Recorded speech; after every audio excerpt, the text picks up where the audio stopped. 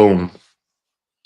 Fight fans, what's up? We're at another edition of Off Script Sports with your boy, Mario, sPidA, and Jesse, the voice of the Cage Green. Guys, we're here today, the start of a new year, the start of something great. We want to welcome you back. We got three great things on the docket tonight.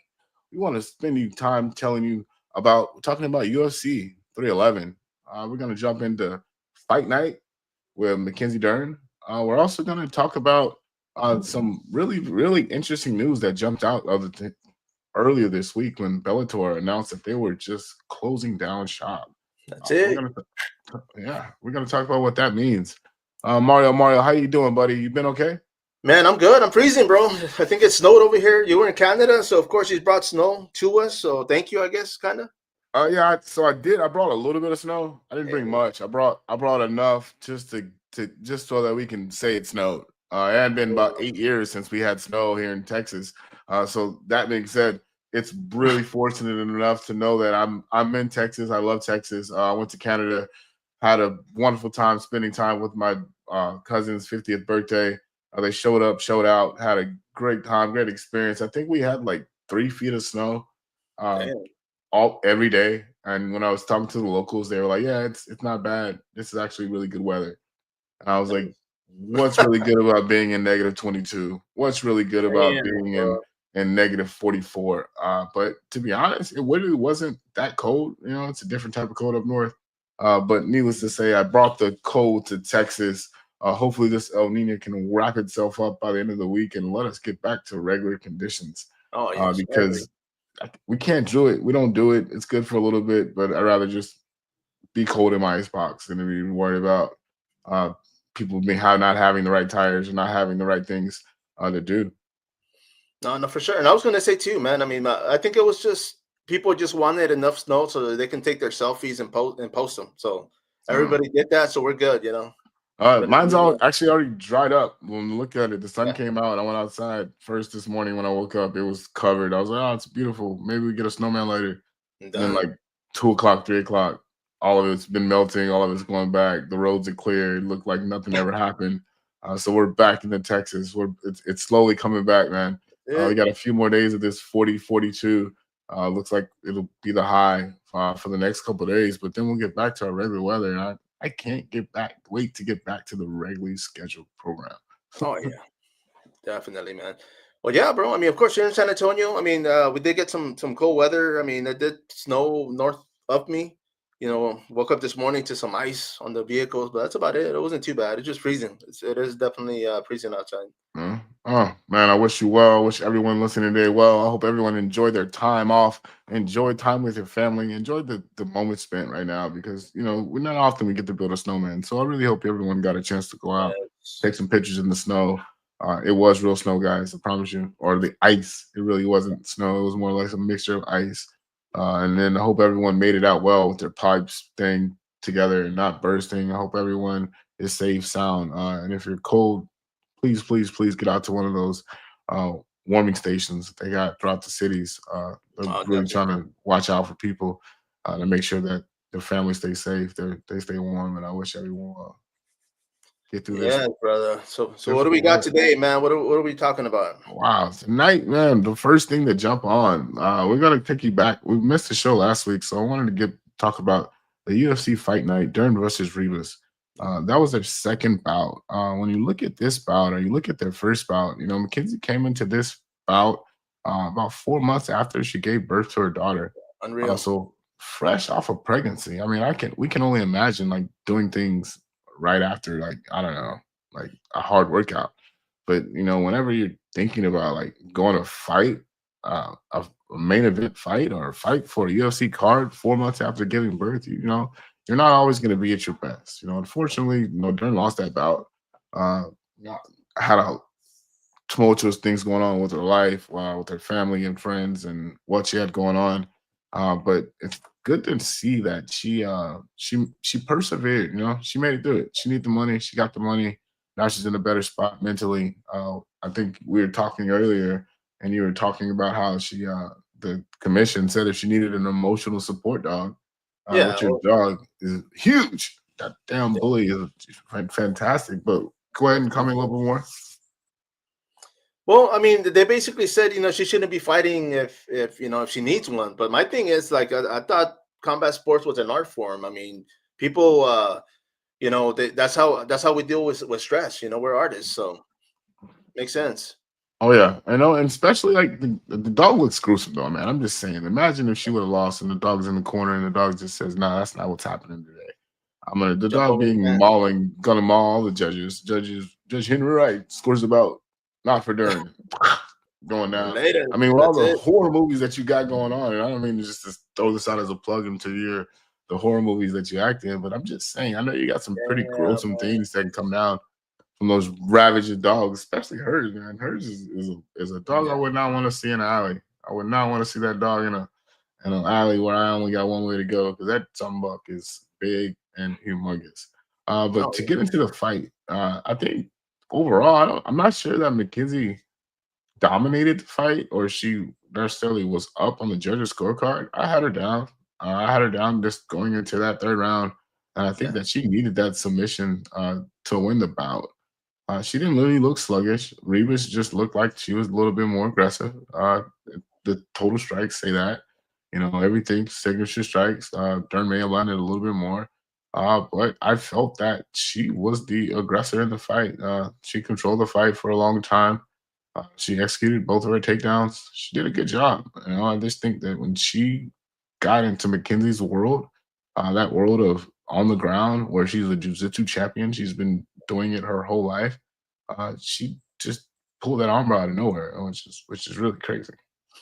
Oh yeah, man. I mean, the fact it's not over to the fat lady sings. I just wanted to post this up because that's her little puppy, right? I don't know how old that dog is, but that's a big boy. So of Oh course, yeah, congratulations to her. But like you stated, man, I mean, it's just one of those things where I mean, obviously her opponent was, I mean, myself included. I thought she was getting the best of the fight, but Dern stuck in and did what she did, finished the fight. She got a finish. She didn't go to decision. She didn't, she went out there and got a finish, bro, which is the one thing you want to do in combat sports, right? You don't want to leave it oh up to yeah. the judges, bro. You don't want to leave it up to the judges, and I think if it would have went up to the judges, had it gone to the judges, she would have lost the fight. Yeah. But I respect McKenzie. I really like everything that she's done for the sport, and it's hard to not root against her because she's probably the only fighter that we've all seen. We've seen every one of her losses. Every one of her losses has been on the big stage. Every one of her losses has been put out in front of us, and the same thing goes for the wins. Her wins have been put out in front of us as, hey, we're gonna give you the next X, Y, and Z. She was coming out in the wrong time. I think we had Ronda Rousey Oh, was making her exit. Amanda Nunes hadn't really made that splash yet, and McKenzie was supposed to be that person. But it came to show that she was just not the right time, and then that's the importance. It's important to know that time is important. Timing of everything in life is truly important, and I want everybody to know that, man. Whenever you're doing these things, and whenever you're doing something, focus on time. It takes time. yeah. Things aren't built overnight, and time is of the essence. And at the end of the day, McKenzie came in an underdog at 160. Rivas was supposed to was a nearly $2 favorite, and she got the job done. Some of the highlights on there aren't the best highlights; they aren't good, but she did what she needed to do to get a victory, and to say that she is should be in the division. All the losses come to great people. When you're losing to the top five, you only lost to the top five. You're doing something right. Oh yeah. So I wish her well. I kind of want to see her run this back. I wouldn't mind seeing this. Maybe not on a pay per view, but it did well as it was on the main event card for a fight night. So I wish McKenzie well. I wish Rivas well. I hope that both of them continue to have a long, long, long, long career Oh in yeah. mixed And I martial will arts. say this: I know towards the end she did plug in that she wanted to do more grappling, more jujitsu. So I'm sure she's going to be back and forth. Whether or not she'll continue with MMA, we'll see. I mean, but the fact that she's going to be going back to grappling, or at least wants to, that's her forte, man. So of course she wants to go back and give it another run.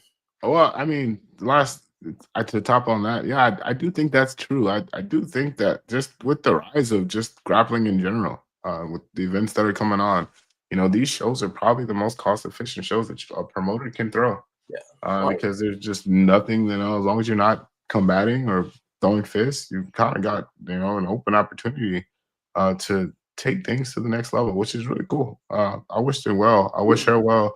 I think that she's going to make an impact anywhere, but I really do think that it needs to just be not a decision like straight down the middle. You need to pick either or. But I mean, if she's great in one, she should just focus in on that other one. Because I think that she could beat any of the top five in the division right now or five ahead of her? Not really.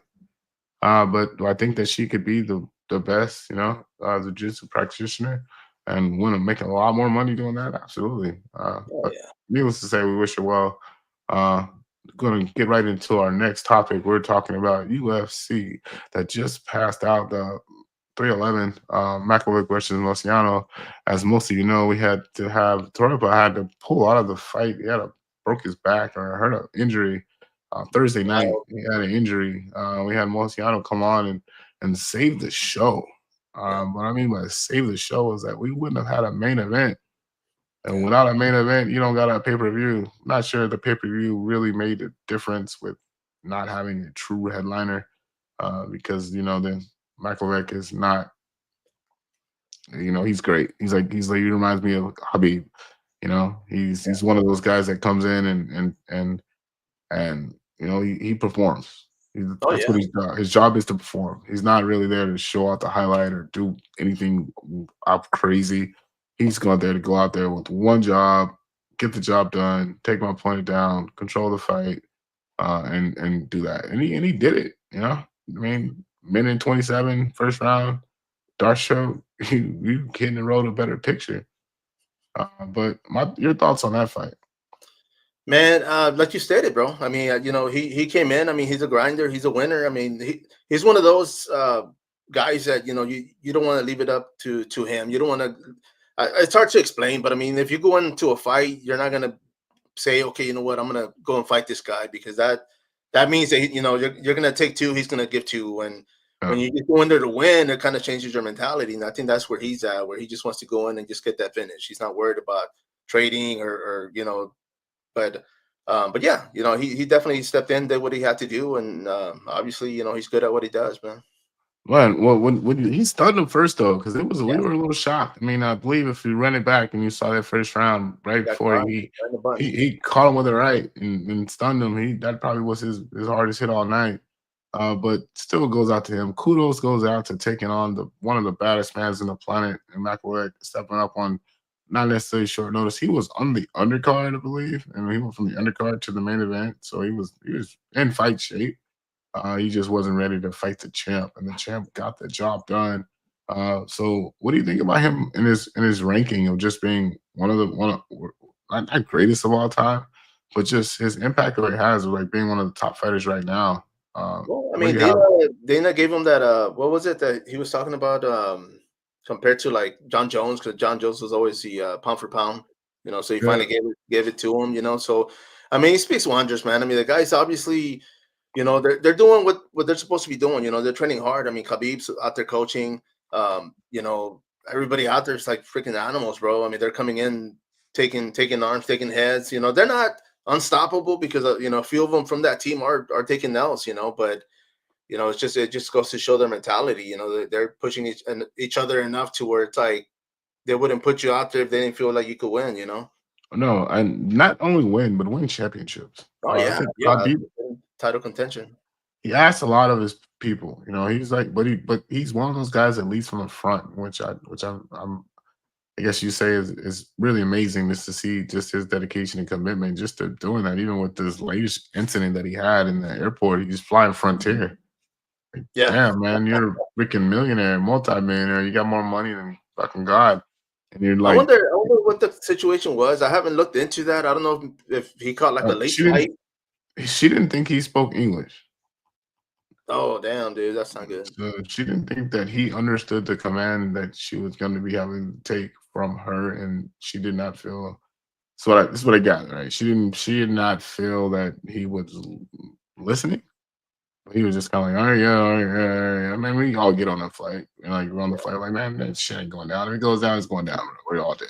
Like, can't really do much Well, about that. But I yeah. mean, I just think that. But what could have been handled a little differently.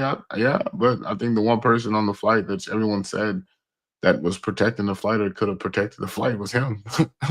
There's not very many people that I want to have in my situation or have around me that's gonna protect me. If I don't have like Habib's there, bro, let's go. Yeah, But yeah, his dinner fighters is fantastic. His dinner fighters are legendary, and I always want to see just the continued growth yeah. because the sky's the limit. They don't drink, they don't smoke, they don't party, they don't do anything. All they do is fight.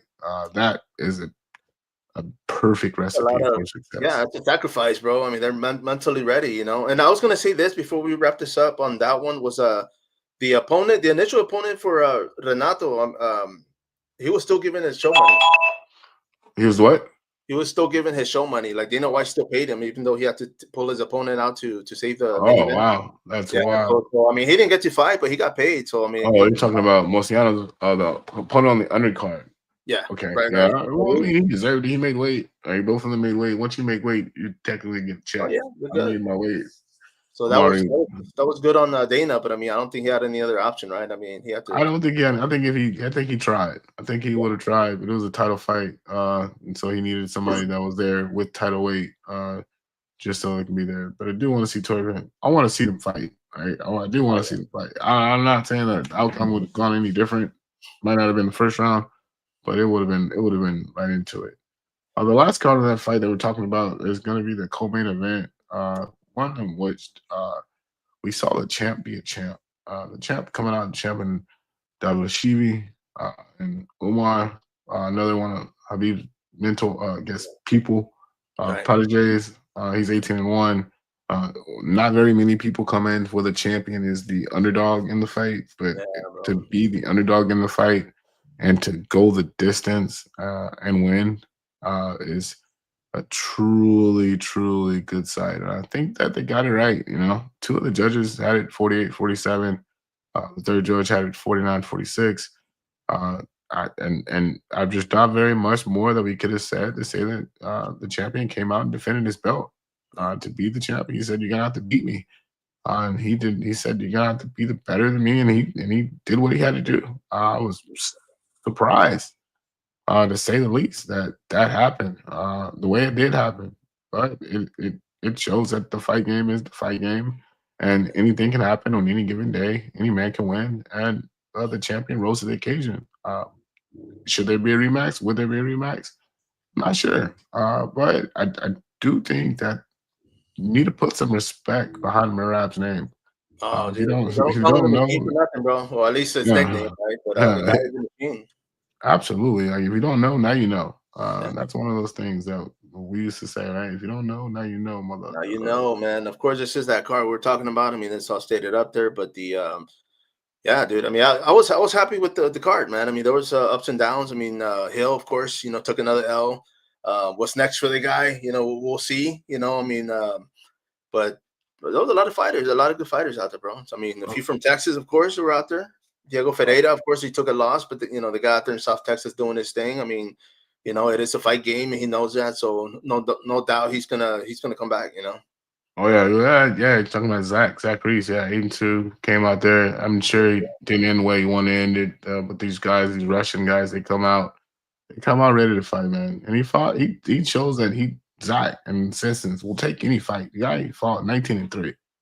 Yeah. I mean, he's had 22 fights in the game. Jackson had 10 9 professional fights coming into the bout. Yeah. Like, come on. Like, Well, he Zach, took. I mean, Zach. I know he had posted photos, man. He took a few hits to the back of the head too, bro. So I mean, not oh, to yeah. say, you know, the guys wasn't looking for an excuse or saying like, you know, but yeah, you got to be careful because that will change the fight. You know, it's just Exactly. the fact that it got through and the ref didn't call it or didn't pause it or whatever that you know he had to do, but yeah, bro. I mean, the guy's still young. You know, I mean, I covered one of his amateur fights way back in the day, man, and you know, I was at a Fury event where he had actually won. I think it was the fight before the one he got picked up from, but Mhm. he recognized me, so that was pretty cool. No, you can't beat it, man. These guys, he's from a small town, man. China, Texas on the map. I'm in China, Texas, Texas, bro. stand up. We hear you. I love your beer. I remember going to the brewery. If you have never been, plan the day trip with the family. Go out, check out, have a few beers. China, Texas is a beautiful place. A lot of country, a lot of beautiful land. Oh yeah, But Though again though, I guess on that other card we had Holland on that card. You know, Colin he Holland. always he either he has it seems like he has like a roller coaster fight. You know, he's up, he's down, he's up, he's down, he's up, he's down, but he's getting paid. He's Yeah. happy. Say he wants He's to stay doing his busy this thing. year, man. So I'm Uh, sure he will. he's another one of those guys that'll fight you any day, any week, anywhere. The rear naked choke kind of came out of nowhere, but you know, Alan may have just thought the fight was going to go a different direction and wasn't ready for it. But I'm sure he'll get back into his niche. You know, like he knows he's not a champion. He knows he's here to make a little bit of money and a little bit of time and maximize on that. But that goes into that next thing that we're talking about, like people just getting out of the game and to see that the options for fighters is being more limited. Whenever you look at like uh, Bellator, you know, this past week we were looking at Bellator competing with the PMA, or with the UFC, with all these organizations, and Yeah. to see them just end it abruptly, It's- it was kind of like, what do you mean? Uh, like, what happened? So, your thoughts on that, man? What are your thoughts on that? Man, well, I'm gonna post this because, of course, our mutual friend and Nick the Ghost Gonzalez, you know, the guy, Texas veteran when it comes to MMA. I mean, he's Mm, fought through the grassroots of the sport, but I mean, now he's a referee, you know, so he did post this, and it's just one of those things, you know. I mean, you think it's gonna go on. I mean, promotions come and go. Bellator. I mean, of course, it was always for me personally. I always thought they were taking the backseat to a lot of the promotions.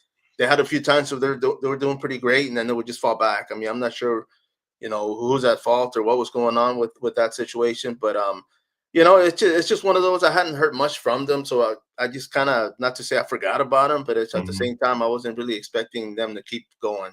You know, mhm, I don't think it's gonna be. I don't want to say it's not gonna be a good thing, but I mean, it's just gonna make it harder for the fighters now. I mean, you know, you got a bunch of promotions, regional on the UFC Fight Pass. I'm just curious to see that's what the route they're gonna go to get back into the bigger promotions, or if they're just mhm. gonna get picked up by, PFL or UFC. I mean, I think it hinders the sport. Simply put, the avenues, as many avenues that you have. Granted, I don't like all the wishy-washy avenues that we have to where that anybody can be a promoter if you just pay the license, pay the fees. But I do think that the organizations from the top need to be strong, Yeah. especially Oh yeah. even in our region. We got Fury, Legacy. I'm sorry, LFA. That I guess they may have a show. They have a few shows in between. Not really. Don't really have the TV contract that they used to have. So kind of know when shows are. They kind of don't know when shows are. Yeah. But just to see one of the big guys go down, it Yeah. shows you how hard it is to run a promotion. Oh yeah. And you know, I think that's what it shows. I mean, is Bellator could have figured it out, but I mean, to say that Bellator just died overnight probably is an understatement. They probably had something coming. They probably knew it was coming. They probably gave it one big hoorah. But there weren't a lot of fighters that were just going to run the Bellator.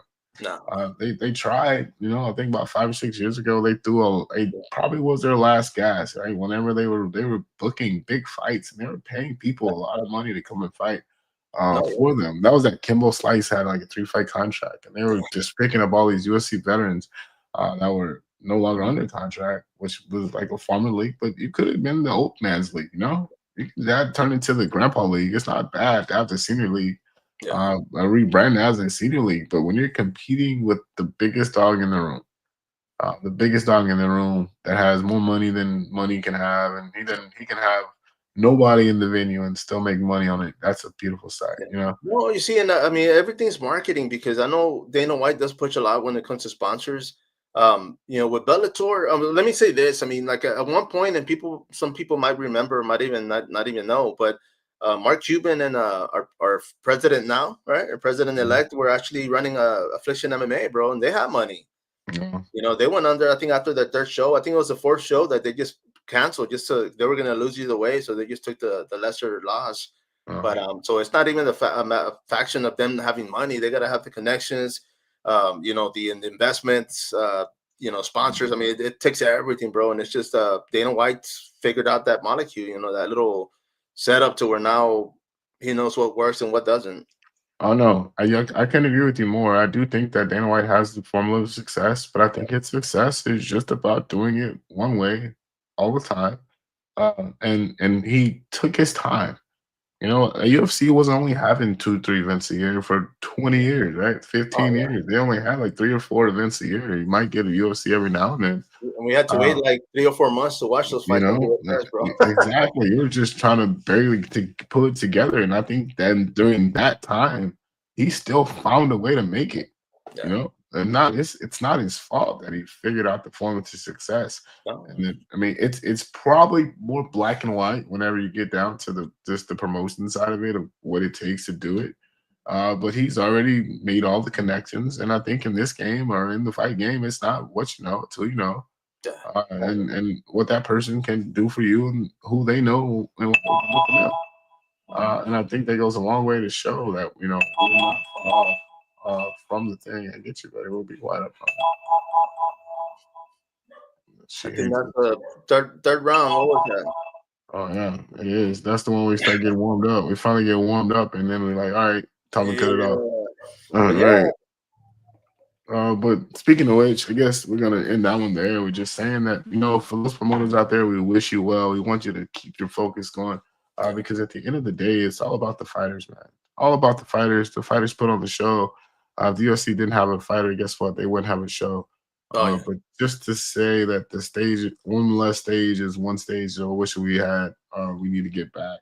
So I wish the PFL well. Just don't pay these guys millions of dollars, man. I'm sorry right now. We'll not be able to pay that million, but I think everybody can get by just on actually, a couple $100,000, right? yeah. Oh yeah, They and that's they got I mean that's what a professional, lot man. of these promotions do, man. They said they get these names that fought in bigger promotions and they end up taking the loss. But yeah, so let's wrap it up, man. And we're gonna move up to the next topic, brother. What do you got? Oh, so the next topic of the day, we're gonna move on to the old man's league of retiring. After 19 years, Clay Guida has been removed from the UFC roster. After 19 years, I can only Oh, imagine doing something one thing for 19 years, and then being able to hand your walking papers. It just shows you the fight game is brutal, guys. He got removed from the roster with additional sources to confirm the MMA fighting. yeah, I believe it was just on Thursday of last week, right. where he got let go. But he's been on the division in the lightweight division since 2007. Damn, Like he's been in it longer than most people have been watching. He's probably been in it than many of the fighters that are coming up in the amateurs. They thought he was in diapers. When the guy says I was fighting since you were in diapers, this guy is the truth. bro. And that's his UFC debut. That didn't even count probably his amateur career. No, Or just not run at up to the all. pros, like that's probably like 2000. He's back when I'm like in high school in 99. Probably the guy got started. But just to think about that journey, it just shows you that this fight has come a long way, and that you durability is heaven sent. And the guy's been durable. The guy's been coming around. The guy shows up for war. So I wish him well. But like you talked about in the pre-show, you were talking about what's next.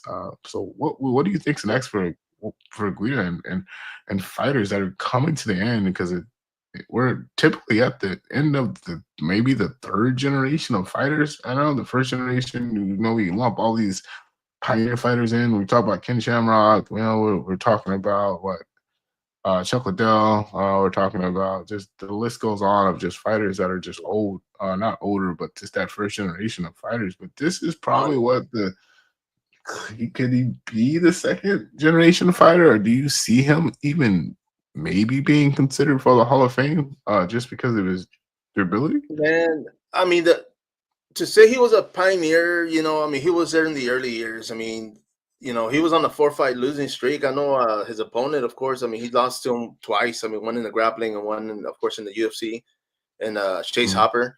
But mhm. as far as ceremony, maybe. I'm not gonna say he wasn't he shouldn't be up there. But I mean, as far as Hall of Fame, I don't, I wouldn't, I don't see it. All right. I think he just did enough to stay relevant, and of course, a tough dude, man. I mean, he beat the lights out of me for sure. But Wow. as far as the fight game, I mean, I think he was in there too long, man. I mean, honestly, I mean, he kept Uh, fighting. I mean, he felt good, but he you did. know, You're right. I mean, 37 fights. I guess fourth most all time. The fifth most time spent in the UFC at over 7 hours of control time. Guy was a pioneer. I'm not. I mean, 37 fights. I mean, Yeah. he's clearly wasn't going to be on the main card or coming into the end of his career.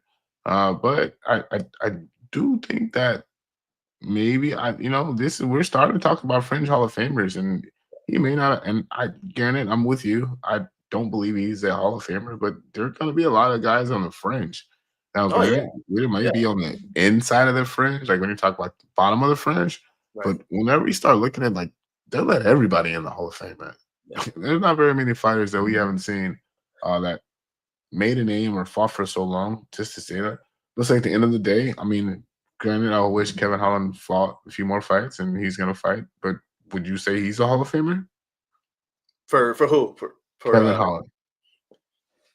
like I mean, once he calls it a day, or you mean Once he like right calls now? it today, is his career Hall of Fame It would worthy? honestly, it would depend how his last few fights would go. I mean, there's fighters out there that take last minute fights, and yeah, I mean, of course, they want to get paid, man. I mean, they don't fight, they don't eat, right? So I mean, that makes Mhm. sense. But for him taking all these fights, I mean, he's a tough dude. I mean, he's freaking, I mean, through the regional scene here in Texas and California. So of course, he's made a name for himself. I mean, as far as him being a Hall of Famer, it would just depend on his last four fights, I would say, or five Mhm. fights. What he contributes towards the last fights, and he decides to, whether or not he leaves on his own or he's forced to retire. When that day comes, the guy still has years to go, man. So Mhm. we'll see. Well, I We'll talk mean, about this in 4 years, bro. We'll see. I don't know, man. I'm just saying. I would put him as a fringe guy. I mean, Oh yeah, longevity doesn't absolutely. Oh necessarily yeah, get you there. But one guy I know for sure that is going to be in the Hall of Fame is going to be Chris Weidman. He right. announced his retirement Friday during the 311 weigh-in show. There you go. 2000, he is quoted as saying, since 2009, the goal was to be a UFC fighter. Yeah. Then immediately the goal was to become a UFC world champion. 14 years later, he's here and he's telling you all the guys that he's hanging up the gloves in the UFC. No longer going to be fighting for the organization. It changed my life in so many ways, and I'm just super appreciative of the people who got me here. Uh, Hall of Famer. His career was one of the ones that you'll remember forever. I think that um, you all remember where we were that moment in 2015. I think I was in Memphis. It was snowing. I was at Buffalo Wild Wings at 162 at UFC 162 when Anderson when he Oh, ended the 7 year reign of Anderson Silva. that's an image I'll never get out of my head, bro. Never get his leg out of my head. I never remember. I remember the wings that I was eating. They were mango habanero. Off by I probably had 7 left. The thing I was really locking into a nice IPA. I'm sorry, I probably wasn't drinking IPA then. I probably was drinking Dos Equis. Yeah. But yeah, it was one of the most again an image that I'll never forget. But it made me know the name. Made me remember his name. Made me remember him forever. Chris Weidman. That changed sport forever because that essentially was Anderson Silva's last run. Yeah. Had I known it would have been his last run, I probably would have been a little bit more sober during the fight. But I thought that And was going to be the you last know, fight. But and the fact that what happened to Silva happened to Weidman as well, dude. I mean, that's just it's crazy. I mean, I think at one point they have a video they posted where they both kind of talked about it, and Weidman, of course, having his podcast. I don't know if he still has it, but at one point he did have a podcast, and he had Silva on there. And then my thing is like Silva, of course, jumped into boxing. I wonder if Wheatman would go that route, or if he would go into something other than like MMA, because he retired, but he didn't say from combat sports, or if he did, I'm incorrect. But we'll see. well, what I gathered from just the way it ended, like whenever you hear someone say it's been a ride, from the beginning of an undefeated world champion, from being an undefeated world champion, and being able to be one of the greatest fighter, beat one of the greatest fighters of all time, Anderson Silva, and then be able to defend the belt 3 times against some of the greatest legends. Yeah. He's learned a lot about himself. Oh yeah. Different, he's dealing with adversities and injuries, and he's had 30 surgeries. He's put his body through a lot, and he's proud that the UFC gave him an outlet to be able to compete against some of the best guys in the world. The new chapter of his life, I think it's just going to be his podcast. I think he's going to be coaching. I think he's leaving the door open just to be able to take up advantage of the opportunities that he can have just on the main stage. He could talk about. I would love to see him commentating. I would love to see Oh him, yeah, just bro, pour his definitely. knowledge into and just developing people. Go look to be right. Go be a coach. Do something. But just develop people and be able to pour his knowledge and insights into a new generation of fighters is really, really going to go a long way. And I think I wish him well. I really do want to see Wyman uh, uh, come out of that successful or take the route that we were talking about earlier whenever we looked at Nick, Nick the Ghost. Yeah. Nick the Ghost was brawler, brawler, brawler, fighter, fighter, fighter. Now he's in there telling people not to throw elbows, not to throw headbutts, not to do the things that, not to do the dirty boxing, and the beauty part about it is with these guys, even with these guys are like, it's how do you say it? It's insightful because they know, right? They're 3 steps ahead. They're looking at it. They're looking for those little bitty things, They've those been there, dirty man. advantages. They They, know they understand the situation. So that being said, they're able to get out of the situation and know that a fighter maybe have a chance.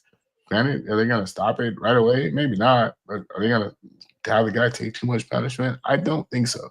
yeah, no, And I, yeah, and I think that could be an outlet that these guys could have, very similar to what the NFL players are doing. Just being able to take control of the sport by being a judge, by being a referee, by being, coaches, by just really, really pouring their all into a sport. That's very few people do it. Like we all say, 99% of people won't do it. The 1% of people that do, they're a dying breed, and that dying breed has to evolve.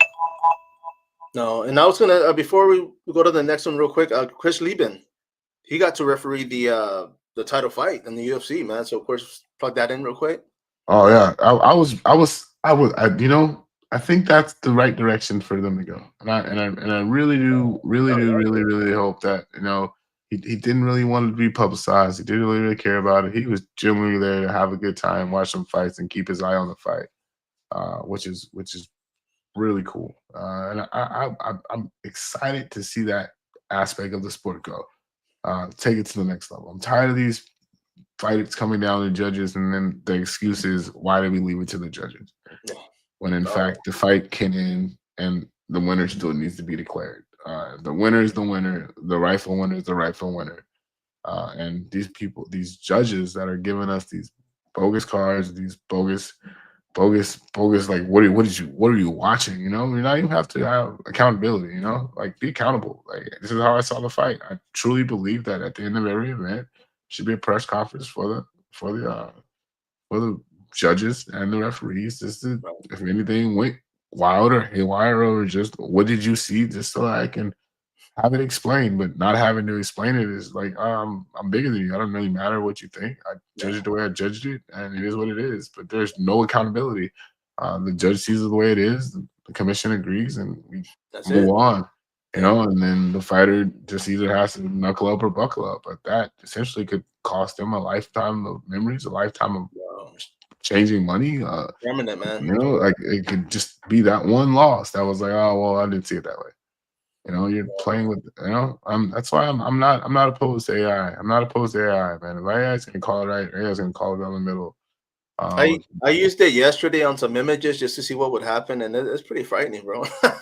I Oh, was like, I'll post those later, man. But yeah.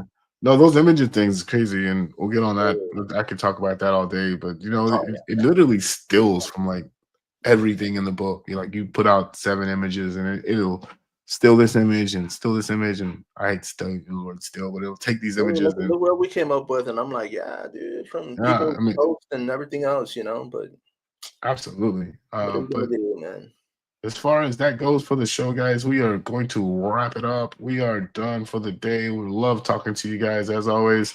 We're here. We're trying to grow. We're looking to bring on some fighters, guys. We're gonna have UFC fighter Josh Van, him and his coach Frank Galago are coming on the show. We're looking to book that, and I just want to make Okay, sure that we get it in and we show up and show out. If you are listening to it, guys, we appreciate you being here with us. We're gonna try to run the show. We're a little bit late today, but we're typically gonna run the show Monday, Tuesday, oh yeah, at 3 o'clock. Typically 3 to 3:30, 3 to 4. We don't want to bore you too long. We'll try to keep the show short and sweet, and we'll go on there.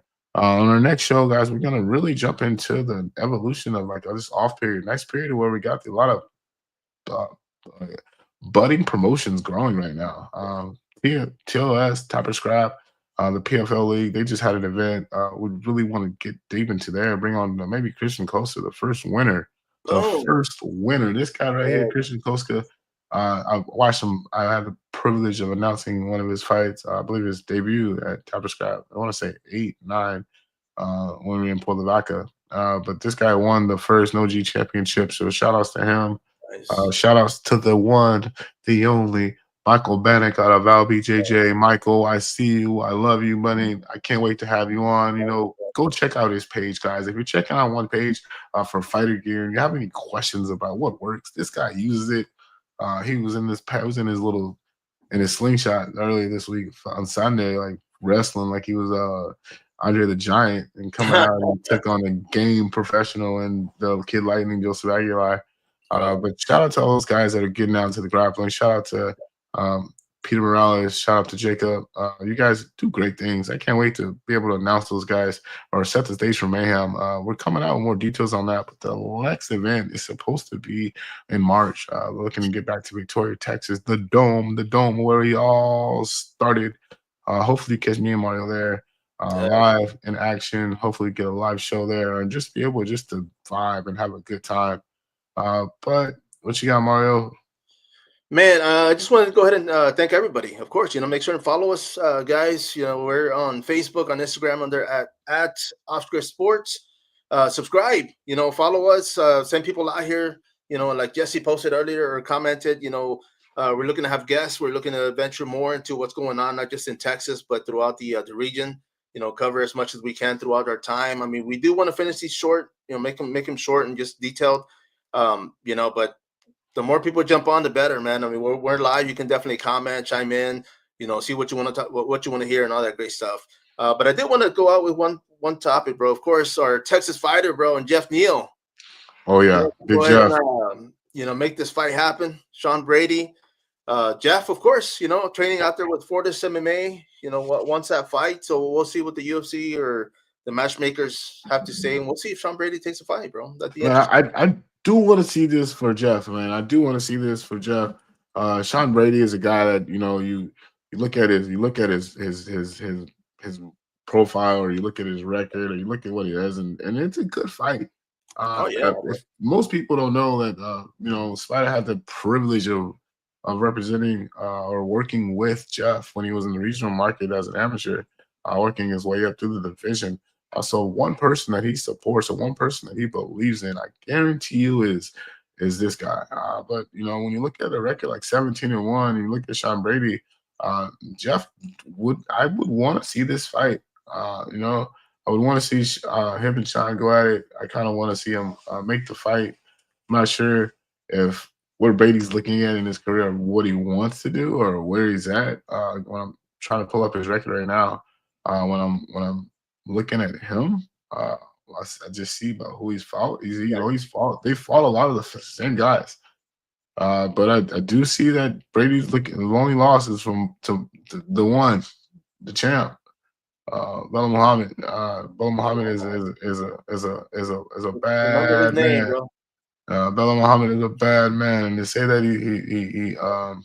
he did his thing. His fight against Gaslam is maybe at the end of his career, but the notable win against Burns and Brady, where he headlined the fight at 242 in September, winning by unanimous decision in a 5-round bout, may prove that he may be the guy to say that he may be looking. I don't want to say he's looking past or looking through Jeff, but it may not be the fight that he would really want. I mean, I'm going down it. I No, want. you see, and my thing too is, I mean, not just with this fight, but I mean, just the fighters. A lot of them already have contracts. A lot of them already have fights lined up. So a lot of people are always asked, like, "Oh, why did he get that fight? Fight yeah, a top contender?" And it's because everybody else is already taken. They've already got some scheduled. They're injured. They're not.